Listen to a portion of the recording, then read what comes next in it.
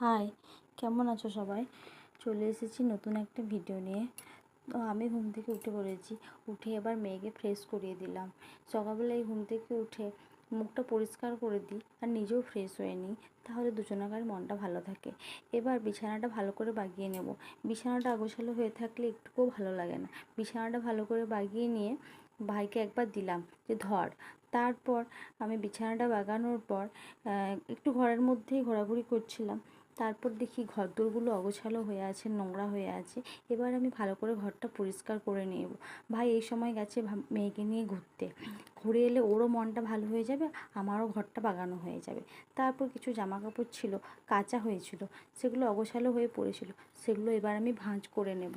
যেমনই ঘর হোক, একটু বাগিয়ে গুছিয়ে যদি রাখা হয় দেখতে খুব সুন্দর লাগে, তাই না? ভিডিওটা কেমন লাগলো জানিও কিন্তু। বাই।